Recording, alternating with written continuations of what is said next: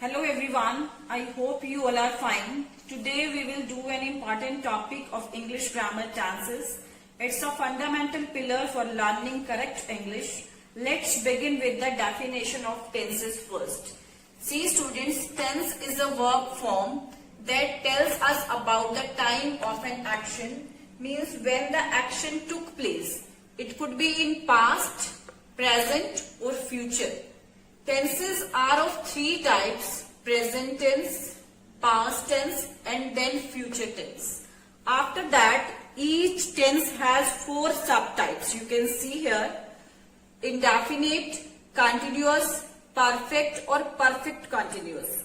So our first tense is present indefinite, then second is present continuous tense, third is present perfect tense, fourth is present perfect continuous tense. And next come to past tense, past indefinite tense, then past continuous tense, past perfect tense and then past perfect continuous tense. After that, see the types of future: future indefinite tense, future continuous tense, future perfect tense and then future perfect continuous tense. I hope you all are clear with the types of tenses today. In the next video, we will discuss the tenses in detail. Thank you and have a nice day. Welcome back to English class. Students, today we will do present indefinite tense. First, see the definition of present indefinite tense. Present indefinite tense is used to describe an action that is either happening right now or that happens regularly. See the rules of present indefinite tense. First we use subject, then first form of verb and then object. We use S or ES with singular number, means when we are talking about only one person like he, she, it, etc. And we use only V1 with plural number I, we, they, Ram and Sham. What is subject first? Subject means doer of an action. Verb means action. Object means the thing which we are talking about. See some examples. I write a letter. Here I is subject, right? Write is form of verb and a letter is the object. When we have to write negative of this, then we use I do not write a letter.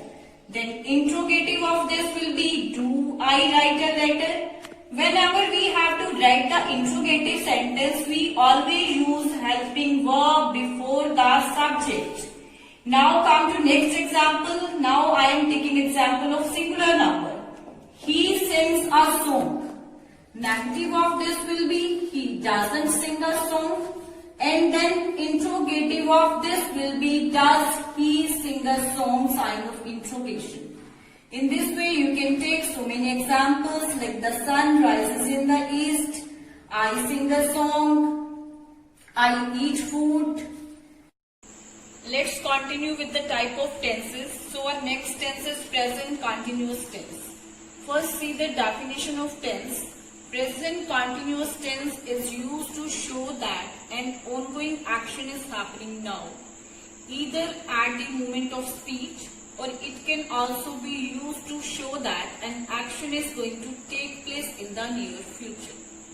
Next, see the rules of present continuous tense. In present continuous tense, first we use subject, then we use is, am, are, and then V1 means first form of verb plus ing and then object. Is, am, are, what are these things? These are the helping verbs. We use is with singular number, we use am with I and we use are with plural number. In negative sentences we use is not, am not and are not. And in interrogative sentences we use is, am, are before the subject. For example, I am doing my homework. Negative of this will be I am not doing my homework. And the interrogative of this will be am I doing my homework? See the next example. She is cooking in the kitchen. Negative of this will be she is not cooking in the kitchen, and the interrogative of this will be is she cooking in the kitchen. So class, I have taken example of is here, means singular example I have taken. If in place of she I am taking they, then obvious helping verb will be are here, not is. Right? Thank you and have a nice day. Hello everyone. Now we are going to do third type of present tense, that is present perfect tense. First, see the definition of present perfect tense. Present perfect tense indicates that an action has completed but not at the definite time. Now see the rules of present perfect tense. First we use subject plus has or have plus third form of verb and then object. We use has with singular number and have with plural number. For example, Riya has taken my phone. Negative of this will be Riya has not taken my phone, and the interrogative of this will be has Riya taken my phone. See the plural example of this, I have written a book. Negative of this will be I have not written a book, and the interrogative of this will be have I written a book. See class, where we can use present perfect tense. First is to express an action which has just been completed. For example, we have finished our homework. It means at that moment you have done that work. Second is to express an action which began in the past and has continued up to the present. For example, I have lived in the city for 10 years, but still you are living in that city. Number third is to express an action which happened in the past at an indefinite time. For example, we have seen the Taj Mahal. It means already you have seen, the work is done. This was all about present perfect tense. I think it is clear with you. Thank you and have a nice day. Students, now I will teach you the rules of present perfect continuous tense. First, we will start with the definition. Present perfect tense shows that something has started in the past and is continuing at the present time. Now see the rules of present perfect continuous tense. First, we use subject plus has been or have been plus V1 plus ing plus object plus since and for. Subject is the doer of an action.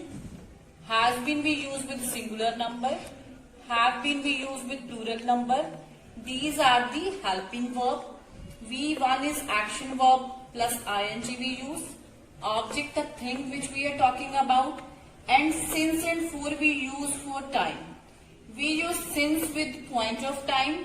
Point of time means when we know the exact time, and for we use with the period of time when we don't know the exact time, like 2 days, 3 days, etc. See the example of this. I have been teaching in this school since 2013.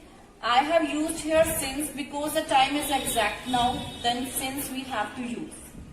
Negative of this will be I have not been teaching in this school since 2013, and the interrogative of this will be have I been teaching in this school since 2013.